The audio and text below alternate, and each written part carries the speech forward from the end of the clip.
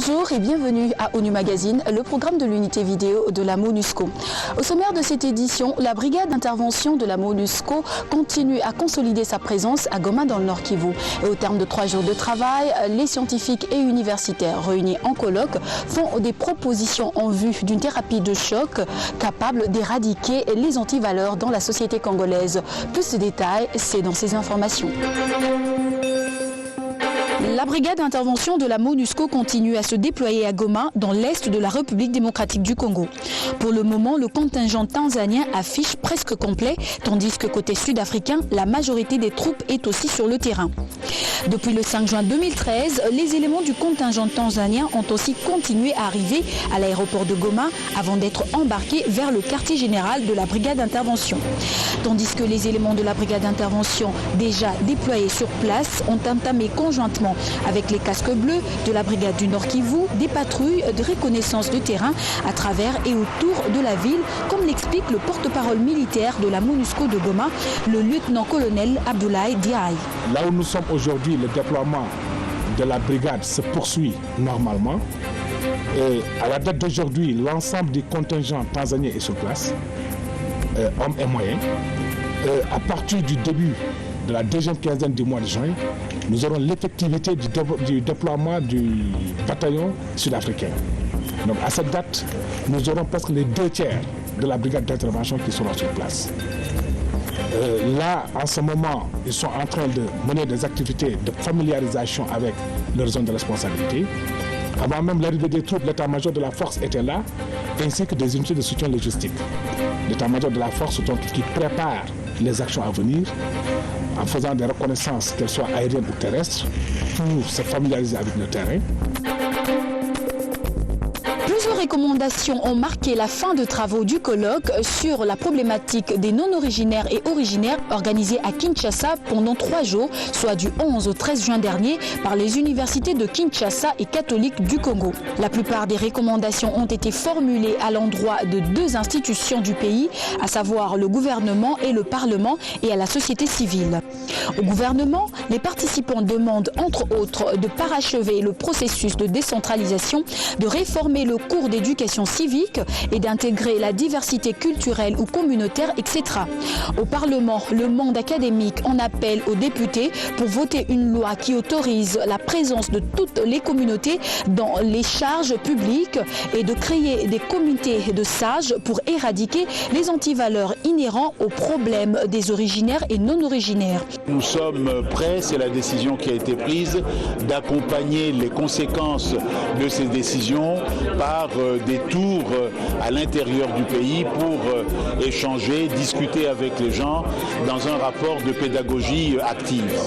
Alors cette problématique des originaires et non originaires intéresse également les PNUD qui travaillent justement dans l'optique de la consolidation de la paix.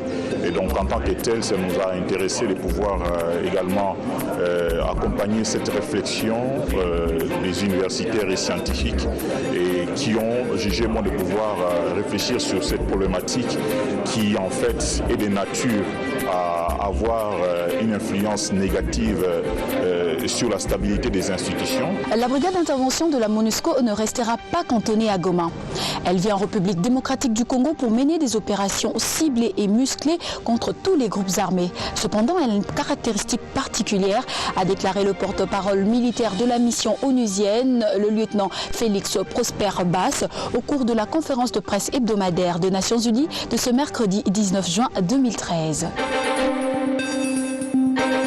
C'est-à-dire que c'est une unité qui sera extrêmement mobile et qui aura ses bases hors de la ville de Goma. Ces bases sont déjà implantées hors de la ville de Goma, donc elle n'est pas contenue à Goma, mais elle aura une mobilité et les opérations partiront de ces bases d'attente pour aller mener des opérations ciblées contre les groupes armés qui auront été déjà initialement identifiés et justement circonscrits dans un rayon géographique assez particulier.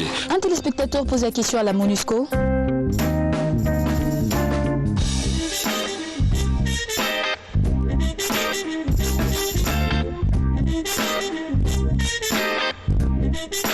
Je fais un constat. Les pays qui nous agressent dans ce pays, la République démocratique du Congo, utilisent des armes. Pourquoi la MONUSCO n'utilise-t-elle pas les armes pour mettre hors d'état de nuire tous ces individus qui viennent emmerder la République démocratique du Congo? La protection et la défense de l'intégrité territoriale d'un pays relève du devoir régalien de l'État. La MONUSCO, les pays amis de la RDC et la communauté internationale aident la RDC dans ce sens dans le cadre du programme de réforme du secteur de sécurité.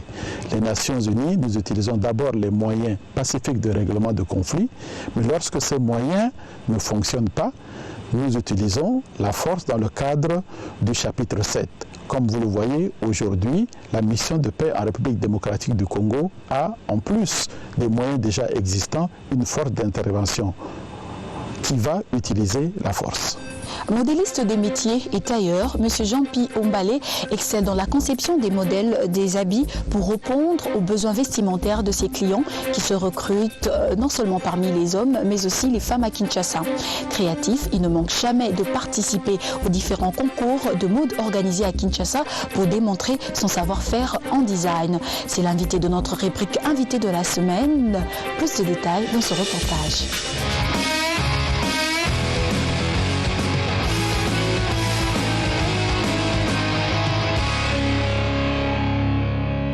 Je suis Jean-Pi Ombali, j'étais mannequin, aujourd'hui je suis styliste et modéliste. Mon petit lit est que les Congolais changent leur mentalité. De s'habiller, des Yoshi Yamamoto, des grands griffes là. Il y a aussi des créateurs congolais qui sont capables de les habiller comme moi, Jean-Pi Ombali.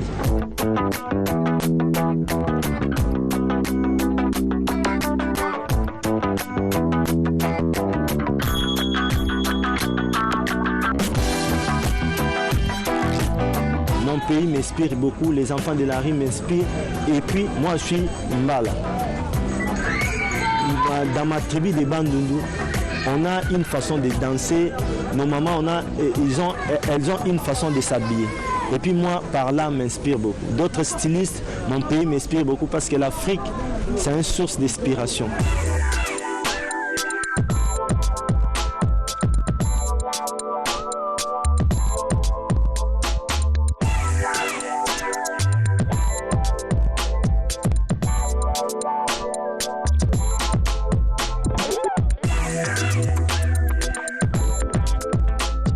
Les Congolais pensent que les habits qui sont chers, c'est ça les meilleurs.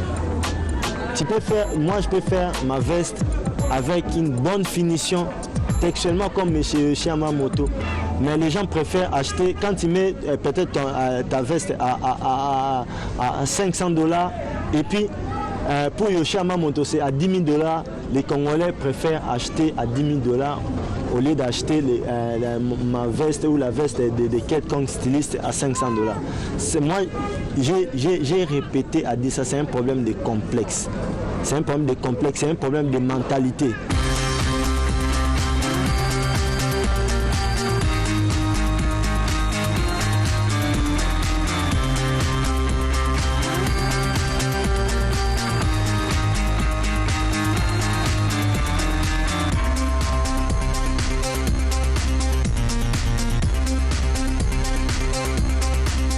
Ici c'est mon atelier.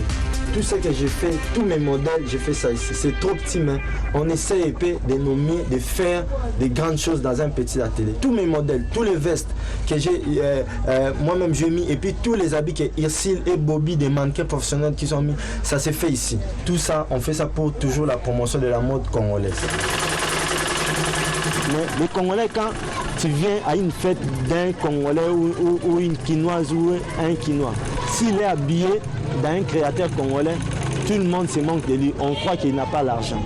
Mais quand il est habillé en chinois, en veste, excuse-moi, Yoshi Yamamoto, quoi, là il est bien habillé.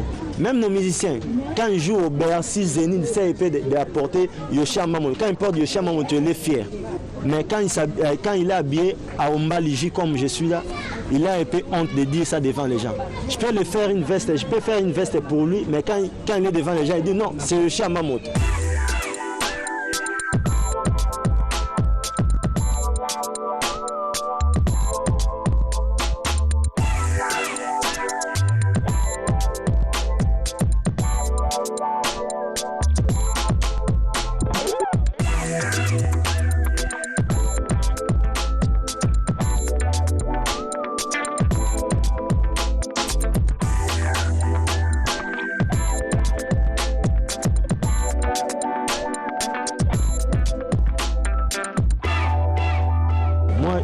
je demande à notre gouvernement, étant que styliste, il met des moyens pour les jeunes créateurs. Il y a des cordonniers, des bijoutiers, des gens qui sont forts, qui sont capables de faire des trucs.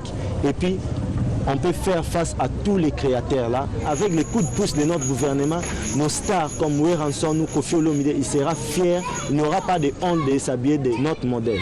Parce qu'aujourd'hui, nos musiciens ont un complexe, même si tu fais un truc pour lui, une chemise pour lui, il préfère dire que c'est Yamamoto ou Gianni Versace, que c'est un créateur congolais qui a fait ça.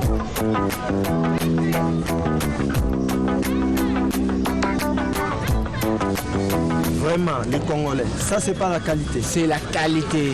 Consommons congolais. S'il vous plaît, consommons congolais. Super. Merci. Et c'est avec ce Congolais de la semaine que nous allons mettre un terme à notre mission.